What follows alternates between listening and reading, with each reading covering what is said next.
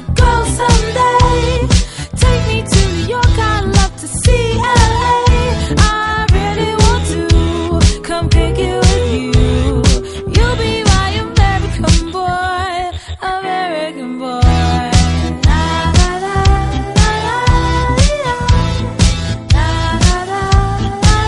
Qu'est-ce qui vous avait donné envie de diriger un acteur-chanteur comme Benjamin Biolay?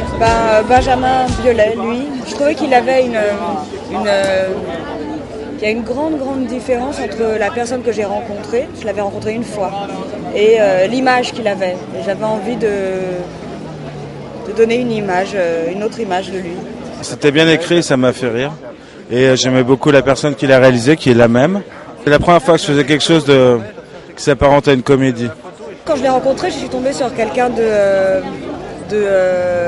avec beaucoup d'humour, qui était très politique, très dans la vie, très sensible, et que c'est pas quelque chose que j'avais vu de prime abord. Il peut avoir l'air un peu prétentieux parce qu'il est très timide, par exemple. Il peut avoir l'air d'un jeune célibataire très rock alors que c'est un père de famille. J'ai jamais vu quelqu'un d'aussi concentré, disponible, précis, disant ça je le fais, ça me va pas. On a super bien travaillé, on était très contents. C'est d'autant plus sympathique qu'il ait accepté de jouer dans un court-métrage puisqu'il nous a dit avoir joué dans le long-métrage auparavant. Alors Katia, comment avez-vous fait pour le décider? Dites-nous tout. Je l'ai fait boire. L'alcool.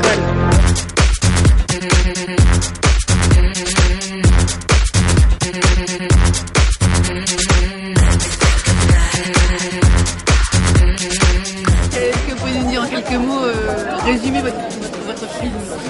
C'est une réunion de famille, mais au-delà de ça. C'est une histoire d'amour. C'est un jeune homme qui arrive dans un endroit qui a un coup de foudre pour une fille. Et ils ouvrent la porte et ils se retrouvent c'est l'anniversaire de son petit-neveu. Et ils se retrouvent avec tous les retombées possibles de leur coup de foudre. C'est-à-dire que c'est pas rien d'avoir un coup de foudre, mais si jamais ils s'embrassent, ce qui peut leur arriver, c'est ça. C'est les enfants qui braillent, c'est les couples qui s'engueulent, c'est aussi le décalage quand on arrive, qu'on a 30-35 ans et qu'on est encore célibataire, une espèce de regard de pitié qu'on peut avoir sur vous comme quelque chose d'absolument pas organiquement normal. J'ai dû être étonné que votre court-métrage soit retenu par Canal+. On était contents. C'est quand même pas rien. Ah non, c'est pas rien. Non, c'était super.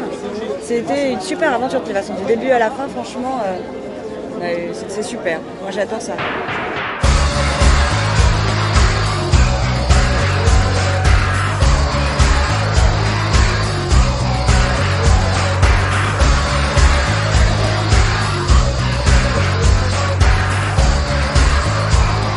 Vous avez réalisé un des courts-métrages de la collection Canal+ 2 minutes et pour un chanteur, La pomme de Newton. Est-ce que vous pourriez nous dire ce qui vous a donné envie de réaliser un court-métrage comme celui-là? Alors, La pomme de Newton, c'est un film qui se passe entièrement dans un arbre, qui raconte la vie, l'existence d'un personnage, d'un homme, un type hyper solitaire, qui s'est retiré du monde pour habiter dans l'arbre. C'est difficile de diriger un acteur comme Mathieu Bogart, qui est d'abord un chanteur. Ça a été absolument pas difficile du tout parce que Mathieu est une personne adorable déjà, donc on pouvait communiquer très facilement. C'est quelqu'un qui a pas peur, il a fallu qu'il monte dans l'arbre, qu'il fasse des acrobaties. Déjà physiquement c'était difficile, il s'est prêté au jeu de façon incroyable. Il est allé, il a surmonté son appréhension du vide et voilà. Et après humainement ça se passait très bien entre nous, donc on a pu travailler en bonne intelligence et je suis très content du résultat. J'ai tout de suite accepté parce qu'en fait j'ai eu la chance de jouer dans des clips que j'ai fait, dans lesquels je joue. Et donc en faisant ça, j'ai goûté un petit peu la sensation de jouer la comédie, même si je jouais mon propre rôle et je n'avais pas de dialogue, je chantais mes chansons. Et j'ai pris un plaisir vraiment insoupçonné. Je m'étais dit, oh là là, je sens que ça peut être vraiment épanouissant, exaltant. Donc quand j'ai eu cette opportunité, j'ai tout de suite accepté forcément. Sachant que c'était tout de suite en plus un truc professionnel avec un film qui allait diffuser, donc c'est un vrai privilège que j'ai saisi. C'est pas trop difficile de passer du chant au jeu de comédien? Ça n'a rien à voir. Après, la différence fondamentale, c'est que quand je fais un disque, je fais mon disque. Donc c'est moi qui signe le disque, c'est moi qui signe, c'est moi qui suis responsable de tout. Et là, j'ai pas fait mon film, j'étais au service de quelqu'un d'autre. Donc c'est un engagement différent et voilà, j'ai adoré. Et si l'occasion se représentait, je la saisirais.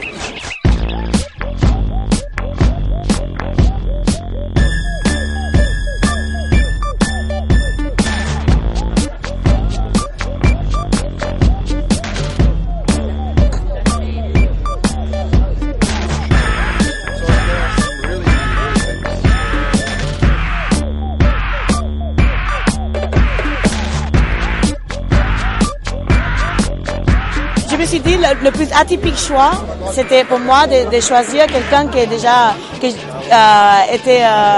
indifférente. J'avais pas un rapport comme les autres chanteuses que je connaissais plutôt parce que j'écoutais ou je connaissais parce qu'ils étaient de notre génération. Le fait que Sheila, c'était un artiste qui a existé depuis les années 60, 70, 80 et qui a élevé vachement le monde.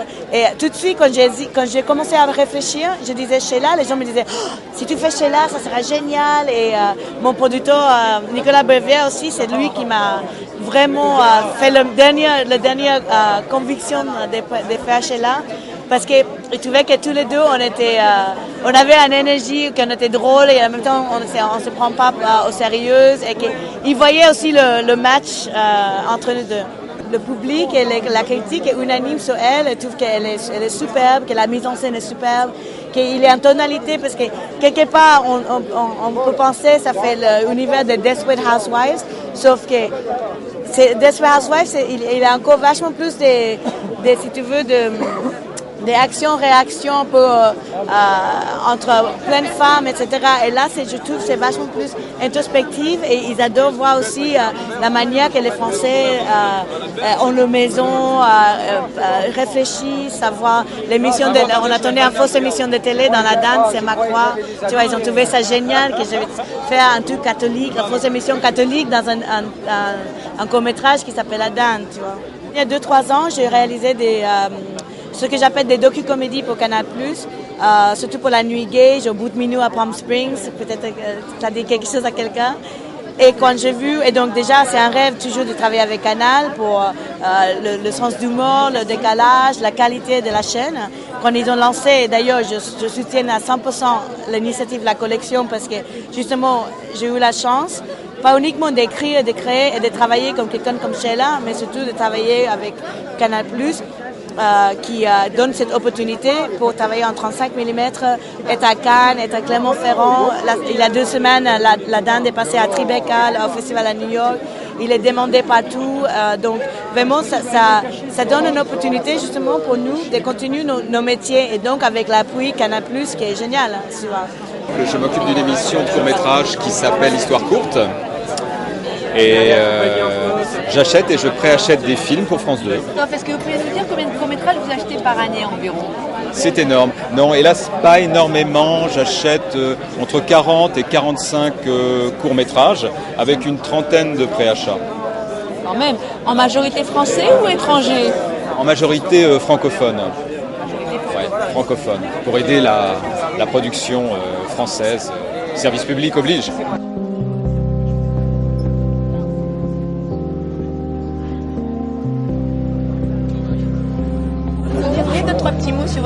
Sur votre interprétation dans le court-métrage de Claudine Atkins. Si vous me le demandez si gentiment.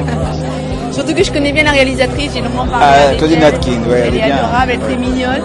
Et comme je lui disais, c'était assez surprenant de voir un film de ce genre-là, fait par une femme, un film quand même assez noir finalement. Oui, c'est vrai qu'en plus elle est maîtrisée, quoi. Je trouve qu'elle a un parti pris assez radical comme ça. Et moi j'ai bien aimé sa personnalité. Elle m'a rassuré pendant le tournage, parce que je savais qu'elle avait...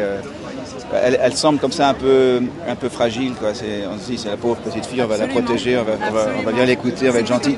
Et puis d'un seul coup on sent que c'est une quelqu'un femme, qui a une voilà, personnalité. c'est exactement ce qu'elle veut. Elle a su l'imposer au reste de l'équipe qui de temps en temps essayait de placer des trucs. Mais tu crois pas que... Non, on reste là dans ce que j'ai dit. Et j'aimais bien ça. On nous a proposé en réalité 2-3 projets, pas plus. Hein. Il n'y avait pas un choix énorme, quoi. Et donc c'était le plus intéressant par rapport aux propositions que j'ai eues.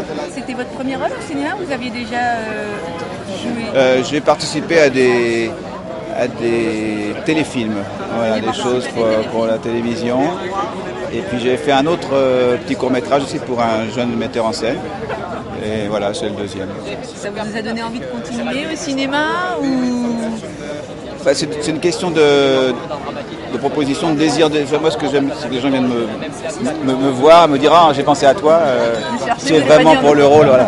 Sinon, je ne fais pas cavaler les castings et tout ça, c'est pas vraiment...